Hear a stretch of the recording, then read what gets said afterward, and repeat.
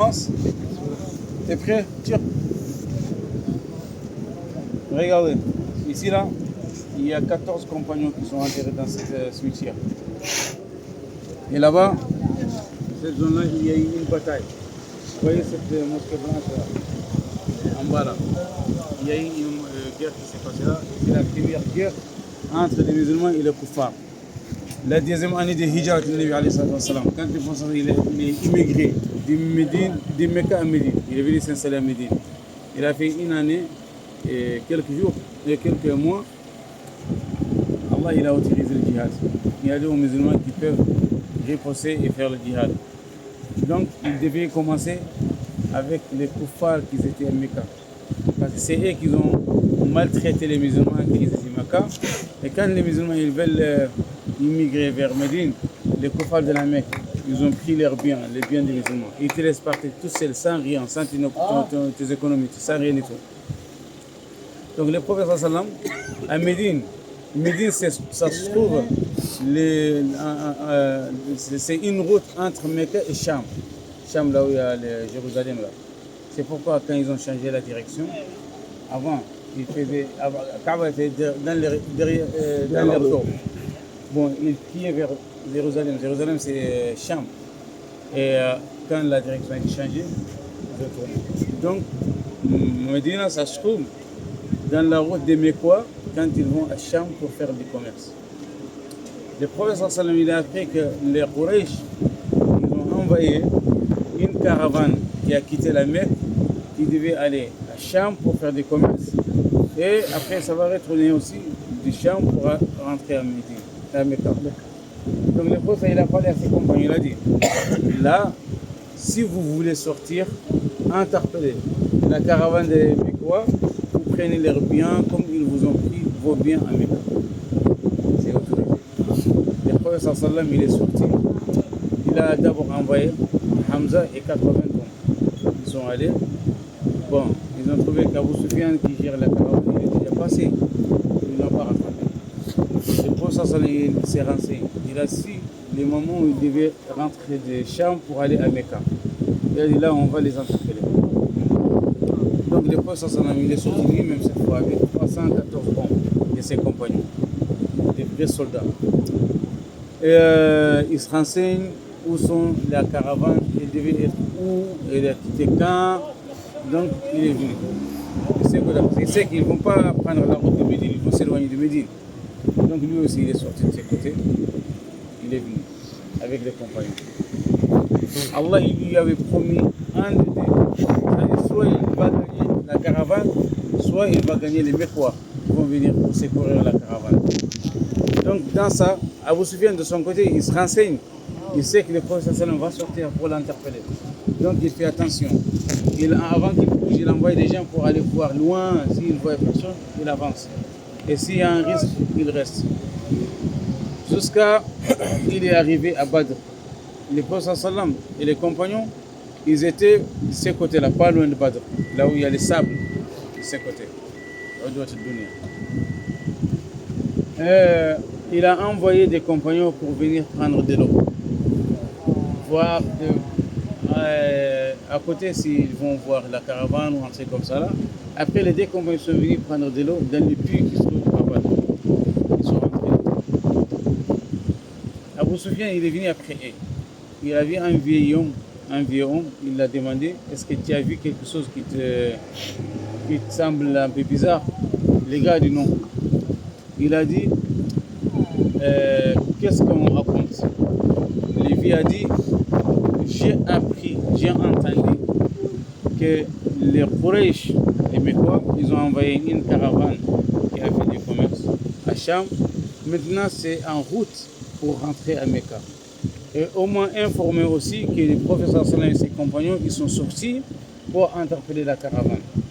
Si la personne qui m'a informé dit vrai, les Quraysh ils ont quitté Cham tel jour, ils devraient être dans tel endroit. Alors que les Quraysh se trouvaient dans le même endroit où il a. Il m'a dit, la personne me dit aussi, les professeurs avec ses compagnons sont sortis de Médine tel jour. Si l'information est bonne et fiable, les professeurs doivent être dans tel endroit, pas loin. il a dit, il a pris l'endroit où se trouve le prophète, c'était exact.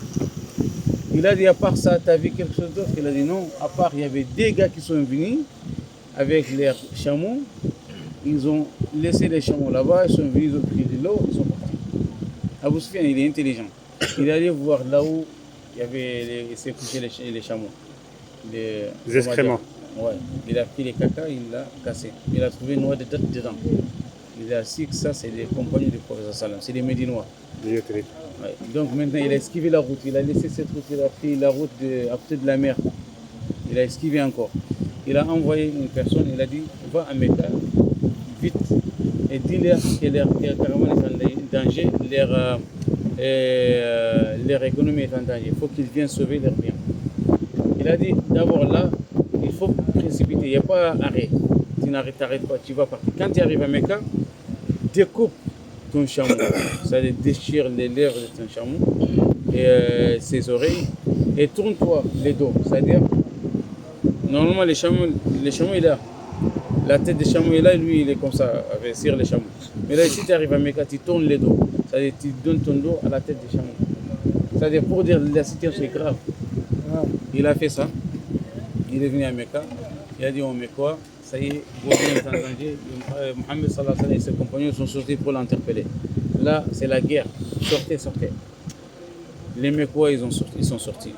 Ils ont dit, chaque homme ou une femme qui a une partie dans cette commerce-là, qui a un petit truc, il faut qu'il sorte pour sauver la caravane. Si tu ne sors pas, tu envoies quelqu'un à ta place. Ils ont pu envoyer 1000 soldats. 1300 plutôt, pour sauver la caravane. Et ces 1000 soldats sont arrivés de là-bas. Vous me suivez? Ils sont venus de là-bas, de l'autre côté. Et les compagnons de ces côtés-là. Très bien. Les compagnons et les messagers d'Allah sont là-bas, et les kuffars de Quraysh, ils viennent de l'autre côté. Donc, c'était 17 Ramadan, un jour de vendredi, la 10e année de Hijra. Le prophète sallallahu alayhi wa sallam, il a dit à ses compagnons, on vient me dire que les kuffars de Quraysh, ils ont envoyé une armée de 1000 pour sauver leur caravane. Allah il m'a promis l'un des, soit je gagne la caravane, soit il y aura une guerre et je vais gagner la guerre. Mais on n'était pas sorti pour la guerre. Mais il y a ça. Et là maintenant, qu'est-ce que vous pensez? Qu'on retourne à Médine ou on continue? Les compagnons, ils ont parlé. Ils ont dit, on te suit, tu es le messager d'Allah Azza wa Jalla. On t'aime, on va sacrifier nos âmes, nos biens en te défendant. Si tu vois qu'on doit aller pour la guerre, on ne va pas rester. On ne va pas dire comme les Juifs, ils ont dit à Moussa, va toi et ton Seigneur, faites les guerres, nous on reste ici. Non. Nous on dira, va toi et ton Seigneur, et nous on est avec vous. C'est un Merdad qui a dit ça. Un Merdad et Abu Bakr Siddiq. Abu Bakr il a parlé, c'est un Merdad, il a dit ça. Parce que c'est tous des Mecquois. Le prophète il a dit, je vous écoute toujours. Là, Saad ibn Mu'adh, on a fait coaliser hier, n'est-ce pas? Ouais, Saad il a parlé. Il a dit au prophète on dirait tu parles de nous, Ansar. Le prophète a dit oui. Il a dit on t'a donné notre accord, on va te protéger. Et on a vendu nos âmes et notre famille et nos biens pour ça. Tout le monde sait qui sont les Médinois. Nous sommes des gens, pendant la guerre, on patiente, on ne fuit pas. Et on frappe fort. Fasir bina ala barakatillah. Avance avec nous. On ne va pas tarder. Donc, le professeur était très content d'entendre ce que Saad a dit. Parce que pourquoi il a voulu entendre les Ansar. Saad, il fait partie des grandes personnes importantes de Médine. Le professeur il a fait le bay'a avec les Médinois. Les accords, c'était qu'on le protégera quand il arrive à Médine, tant qu'il est à Médine. Mais s'il sort ailleurs, là, ça ne fait pas partie dans l'accord. Bon, quand Saad il a dit ça, le professeur il s'est content. Après, jeudi soir, il est venu avec les compagnons jusqu'ici. Il a dit demain, Abu Jahl sera tué là, Utbah sera tué là, Sheibat sera tué là, Foulan sera tué là, Foulan sera tué là. Il a montré l'emplacement. Et chacun là où il doit mourir. Et le lendemain matin, ils sont venus tous avec l'armée. Le prophète sallam, il est resté dans un endroit où, c'est-à-dire, il a laissé les puits entre lui et les koufars. Il y a un compagnon qui s'appelle Hubab ibn al-Mundir. Il a dit au prophète sallam, cette position que tu as pris là, rester ici, c'est une révélation qu'Allah t'a montré que tu dois rester là. Là, on ne va pas dépasser. Ou bien tu l'as fait juste pour la guerre et les stratégies. Le prophète il a dit non, c'est la guerre et les stratégies. Il a dit dans ce cas, moi je pense qu'on doit avancer. On laisse tous les puits derrière nos dos. Comme ça, nous, on a la force, on peut boire. Et les derniers puits ou les petits trucs où on met de l'eau, on gâte tout. Comme ça, ils vont venir avec les soifs. Ils n'auront pas l'eau à boire parce qu'il faut qu'ils nous tuent pour boire l'eau. Et nous, on a l'eau derrière nous. Comme ça, ça va nous aider. Et ça va nous aider pour nous faire des forces. Il a dit, ouais. Lui, c'est un Mauritanien. C'est bien ce que tu as dit. Ils sont avancés. Et Saad ibn Mu'adh, il a dit au prophète sallam, avant que la guerre commence, moi je pense qu'on doit faire une caverne. C'est ça, caverne. Caverne. Et l'Arish. Une grotte. Oui, une genre de grotte. Mais c'est nous-mêmes, on le construit avec les bois et les branches des arbres. Et... Cabane. C'est pas caverne, c'est cabane. Ça, c'est sénégalais. Une cabane. On va te construire une cabane et on te prépare à une chamelle plus rapide. Si on gagne dans la guerre, c'est ce que nous souhaitons. Et si on perd, toi tu montes sur ta chamelle, tu retournes à Médine. Il y a des hommes qu'on a laissés derrière nous, nous ne t'aimons pas plus que eux. Ils ne savaient pas que tu allais faire une guerre, sinon personne n'allait rester à Médine. Si, comme ça, si nous on meurt, toi tu prends la route, tu vas à Médine et tu vas faire une autre guerre avec nos confrères qui sont à Médine. Et pour ça, il était très content, il a fait des doigts pour lui. Et la cabane, on l'a construit à l'emplacement de la mosquée là. La mosquée blanche? Oui, la mosquée blanche. On va s'y rendre là-bas, Inch'Allah. Donc le prophète il a fait son stratégie. Comme Uhud. Regarde, Uhud, il a mis les archers là-bas, il a mis certaines personnes, il a fait une stratégie. Mais à Badr, il a fait des alignements. Il a dit alignez-vous comme ça. Parce qu'à Badr, ils n'avaient pas beaucoup d'officiers de guerre. Ils ne s'étaient pas sortis pour la guerre. Ils avaient 8 sabres seulement, 8 épées. Ils étaient 414. Et 314. Ils n'avaient pas de chevaux. Deux chevaux. Des chevaux avec les prophètes et l'autre avec Abu Burda et 70 chamelles au chameau. Donc ils n'étaient pas prêts pour la guerre, c'était juste pour caravane. Caravane était protégée, sécurisée par 50 hommes. Ils voulaient juste aller attacher les hommes qui sécurisent la caravane et prendre les biens et rentrer avec. Mais Allah a voulu. Donc il y aura la guerre. Maintenant le prophète sallam il a dit mettez-vous en ligne. Il a fait des lignes, des 3 lignes comme ça là, et ceux-là ils sont là, et ceux-là ils sont là. Comme ça les koufars, il a dit ne commencez pas à tirer les flèches jusqu'à ce que je vous dis. C'est-à-dire jusqu'à ce que je vous dis allez, commencez. Ne commencez pas. Et quand les koufars sont venus, d'abord avant qu'ils viennent ici à Badr, avant la guerre, c'est-à-dire jeudi soir, Abu Sufyan il a pu sauver la caravane.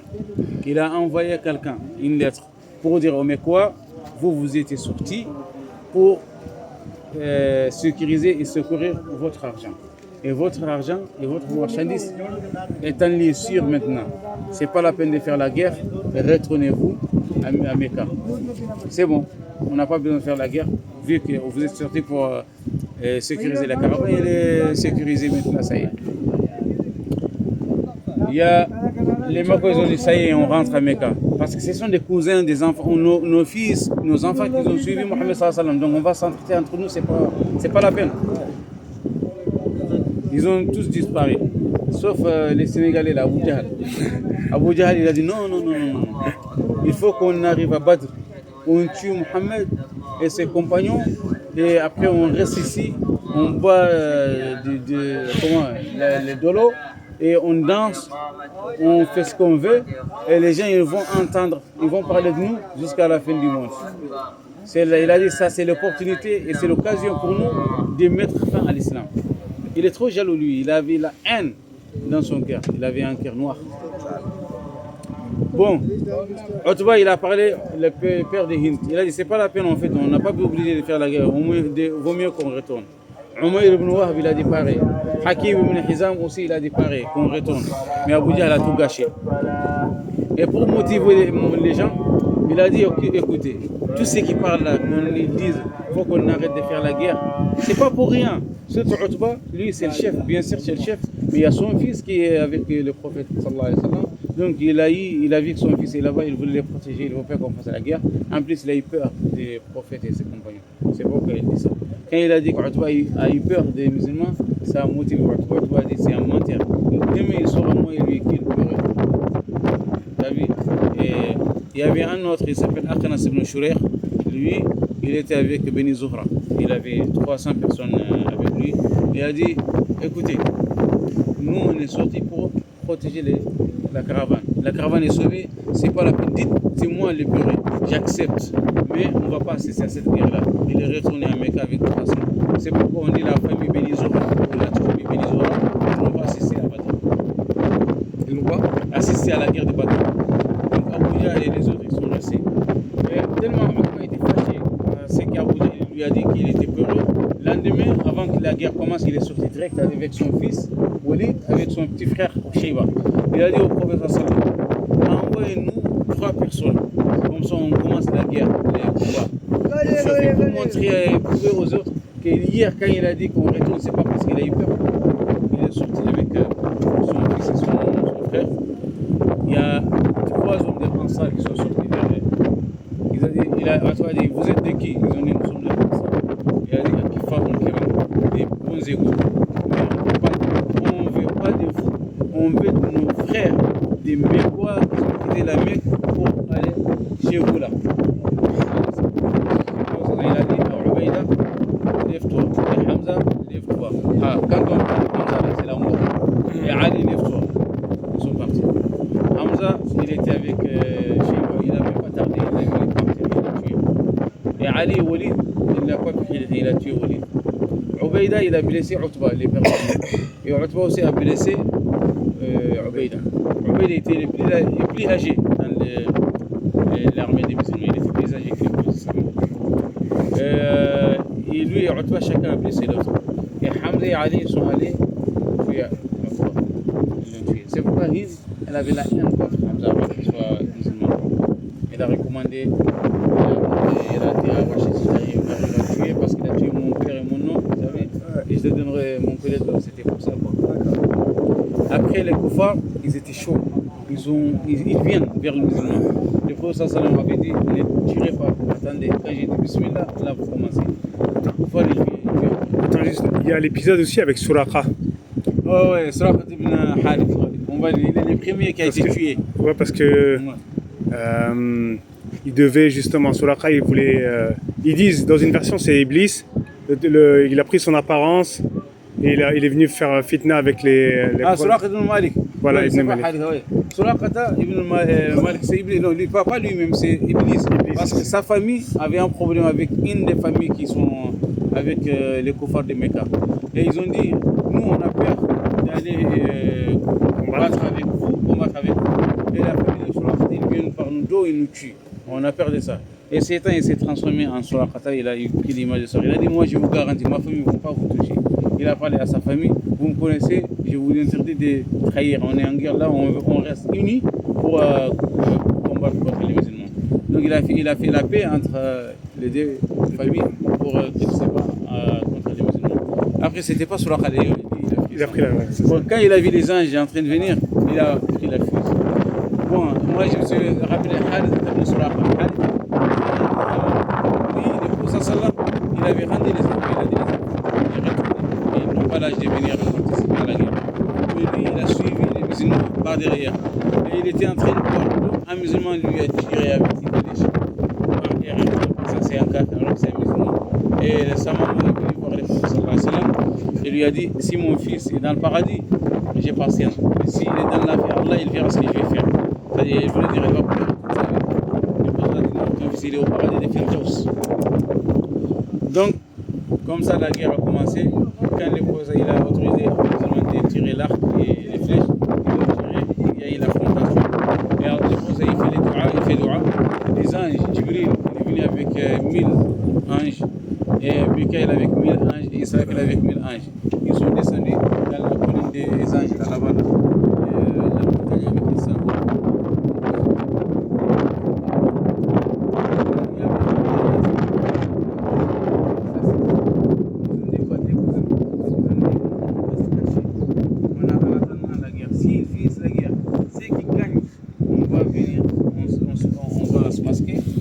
Le butin avec et on passe à boire, comme ça on vole quoi. Et ils étaient assis. Non, ce n'est pas des musulmans, c'est des koufars, c'est des profiteurs. Ils sont allés. Ouais, des Sénégalais. Donc ils voulaient voler l'argent des soldats comme ça là. Et les anges sont descendus. Ils ont entendu, ils ont vu Jibril à descendre comme ça et son cheval.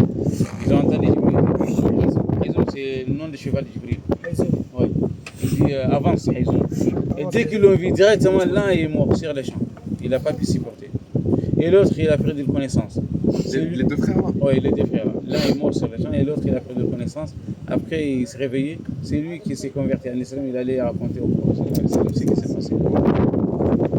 Bon, les anges sont venus et il y a eu la guerre là-bas. Là. Les musulmans, ils ont pu tuer 70 des koufars de Quraysh. Et ils ont pu capturer aussi 70. C'est dans cette guerre-là qu'Abu Jahl a été tué par des gamins. Et Utbah a été tué. Que les cadres de Makkah sont tués. Tout le monde a été tué là, dans cette guerre. Et les musulmans, ils ont perdu 14 martyrs. Il y a Harith attaqué, je vous ai dit. Il a été tué par un musulman par erreur. Et 13 personnes d'autres. Et Ubayda, quand Utbah lui avait coupé les jambes. La jambe droite. Ouais, il est resté avec le prophète, mais il est mort en retournant vers Médine. Et 12 sont enterrés là, 13 sont enterrés là. Ubayda, il est enterré en route là-bas, entre Mecca et entre ici et Médine. Et ces gens-là, Allah il a donné des faveurs pour ceux qui ont assisté à la bataille de Badr. C'est les meilleurs des compagnons du prophète sallallahu alayhi wa sallam. Et les anges qui sont assistés aussi, ils sont meilleurs parmi les anges. Ils sont venus parce qu'Allah il a choisi ses meilleurs serviteurs sur terre et ses meilleurs serviteurs en haut pour combattre ses ennemis. Et les anges qui sont c'est Jibril? Jibril avec 1000, Mikaël avec 1000, Israfil avec 1000, ça fait 3000. Et il y en a qui disent, Allah il a dit 3000 ou 5000, il y en a qui disent tous les 5000 sont venus. Donc les 2000 là, ils ne savent pas, ils sont gérés par qui. Donc pour les renforts. Et les gens ils vont tuer aussi avec les gens. Si les gens ils courent, Il y a Israfil, Jibril, Mikaël, chacun avec 1000 soldats, des anges, et 2000 autres. Mais ils n'ont pas utilisé la force d'ange. Ils ont utilisé juste une force humaine. C'est-à-dire, ils ont battu comme des humains. Toi, tu cours derrière un café pour le tuer, tu entends boum, sa tête est par terre. Tu sais même pas qui l'a tué. Donc, la bataille est passée comme ça. Après, avant que la bataille commence, la première personne qui a été tuée parmi les koufars, c'est un neveu à Hamza, il s'appelle Al-Aswad. Lui, il est venu, il avait soif. Il a vu l'eau. Il a dit, moi, je vais aller boire l'eau des musulmans. Hamza lui a dit, retourne, tu ne vas pas boire ici. Il a dit, si, je vais le faire. Il a dit, si tu insistes, je vais te tuer. C'est son nom qu'on a fait. Il a insisté. Il est venu, Hamza, il lui a coupé la jambe. Après, il a juré, il a dit, j'ai juré, donc je vais aller. Il s'est jeté dans l'eau. Hamza, il a terminé. Il est mort. C'est lui le premier qui a été tué. et lui il va aller au paradis. Jamais. Oui. C'est un koufar. C'est un kafir. Ah, lui, c'est un kafir. Ouais, on dit c'est lui le premier qui va prendre son livre avec sa main gauche et mon prière. Et le deuxième dans les musulmans, c'est qui c'est? Le premier qui va prendre son livre avec la main droite. C'est Pharaon. Non, avec la main droite. Allez, voilà, main droite. C'est le prophète sallallahu alayhi wa sallam. Toi, suis un peu. Le prophète, il n'y a pas de jugement. Non, mais juste l'histoire Du musulman? Non, c'est pas lui. C'est pour ça que j'ai fait un lapsus entre les deux. C'est Abou Bakr, non? Avant qu'il n'y ait pas de contrôle, lui, il se réveille, allez, au paradis. C'est un compagnon. Saad. Othman, le troisième calife, non? Non, La c'est peur direct. Ali. Non. Saad ibn. Non. Le premier qui va prendre son livre, Yom al-Qiyam, avec sa main droite. Pas du tout. Ah, c'est pas lui qui s'est sacrifié pour le prophète. Non. Ah, t'as dit?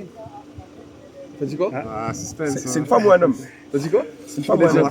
Omar, c'est Omar. Oh. Omar, il est le premier qui va prendre son livre. La main droite. Malgré les conneries qu'il raconte, Bien vu la fouine. donc c'est Omar. Il va prendre son. Et le deuxième, c'est Abu Salama ibn Abd Asad. Et lui, c'est le deuxième. Lui, il est blessé dans la bataille de Badr. Après, il est décédé à Médine. Après, les corps des koufars, il les a tous mis dans un puits. Et le puits, il est là-bas, là où on a mis les corps des koufars. On va vous voir là-bas tout à l'heure. Après, il les a parlé. Il a dit, moi, j'ai obtenu ce qu'Allah il m'a promis, la victoire. Et vous, est-ce que vous avez été humilié comme Allah il a promis? On m'a dit au prophète sallallahu, pourquoi tu parles aux morts? Est-ce qu'il t'entend? Le prophète a dit, vous ne m'entendez pas plus que il m'attend. Ils sont enterrés là-bas, jetés dans les puits. Et les musulmans, ils sont là, les compagnons du prophète sallallahu alayhi wa sallam. Et c'était une journée, pas comme les autres journées. Une journée où Allah il a montré la voie, la bonne voie pour tout le monde. Les gens, ils ont ouvert les yeux. Ils savent que l'islam, c'est pas n'importe quoi. C'est une religion vraie. Et notre force, c'est ici, les foi. Quand on a la foi, on est fort. Mais quand on n'a pas la foi, on désobéit à Allah, au messager, on aura plus la force. Et après, Et notre force, c'est pas la physique, les centres de combat, tout, non. Regardez Hamas, tout le monde, les Américains, les Européens, avec Israël. Et on m'a dit aussi que, moi j'ai entendu, que le soir ils ont fait un rêve, les compagnons, et que Avant la guerre.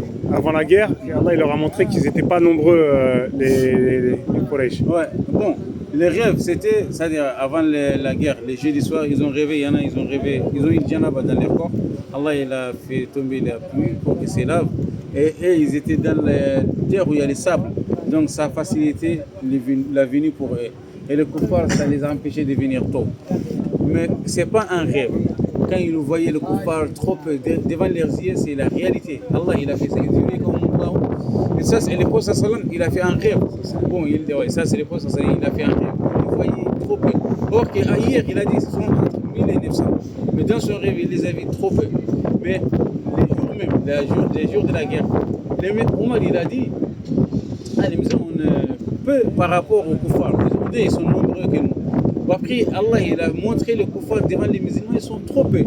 Il a montré les musulmans aux kuffars aussi, ils sont trop peu. Chacun a sous-estimé son adversaire. وإذ يريكموهم إذ التقيتم في أعينكم قليلا ويقللكم في أعينهم. C'est-à-dire quand vous vous êtes rencontrés, Allah il vous a montré qu'ils sont pas nombreux, trop peu.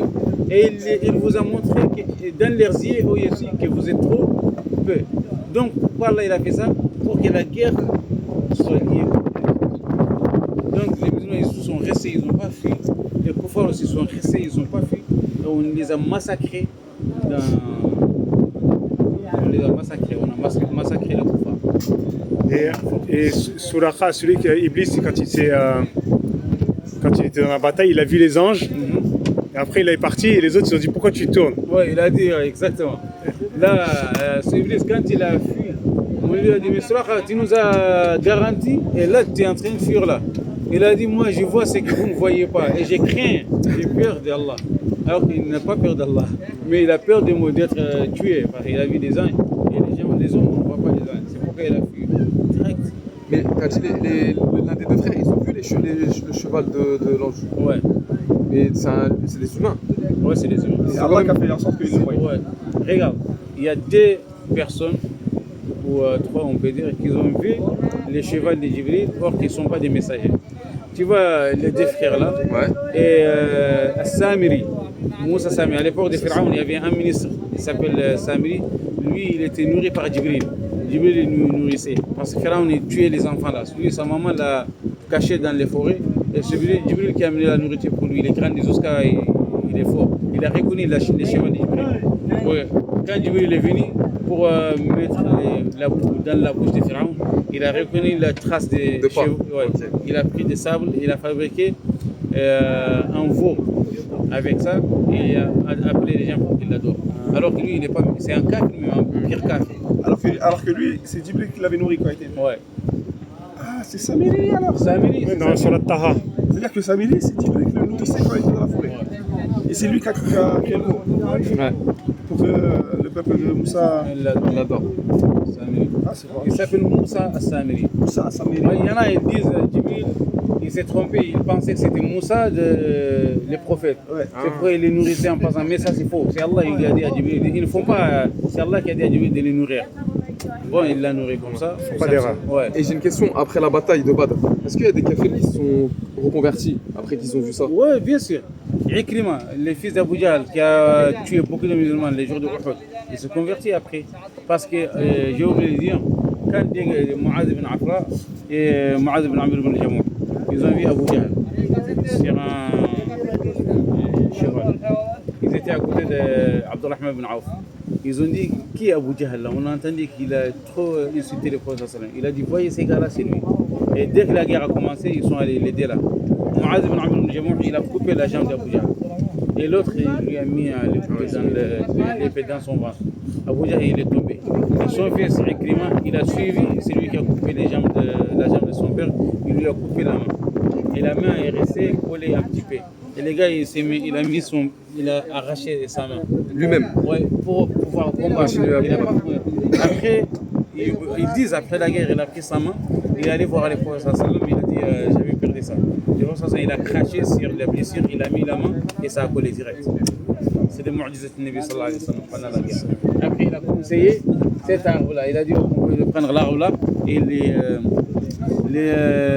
liquides qui sortent, ils mettent dans leur blessure, ça va blessir vite. Ils ont vu. Comment ça s'appelle?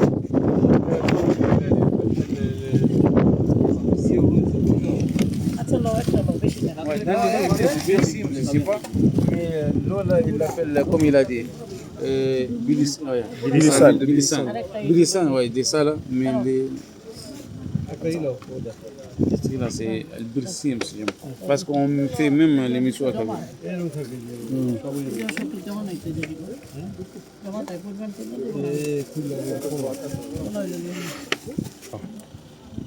Vas-y, dis. Non mais je vois pas le Hautement activé. hautement activé pour la TB, astama, pile, paralysie, blessure, diabète, douleurs, maladies vénérales liées et faiblesse sexuelle. Pour la paralysie, les plaies, les douleurs et les maladies du foie. Verse 34 g d'huile d'olive et ajoute-y 6 gouttes d'huile de Bilissan, puis massez sur les parties érigées du corps. Appliquez-le sur les plaies et sur les livres. C'est un Google Traduction. Voilà, de Peshawar.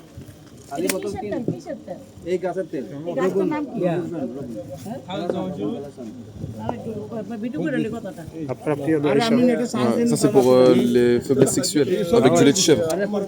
Ajoutez-y une cuillère de Bilissan et boire ce mélange après la prière de l'Isha. Le dîner doit être pris après les prières du Maghreb. N'utilisez pas de sucre dans le lait, les piments rouges sont nocifs dans les pilps.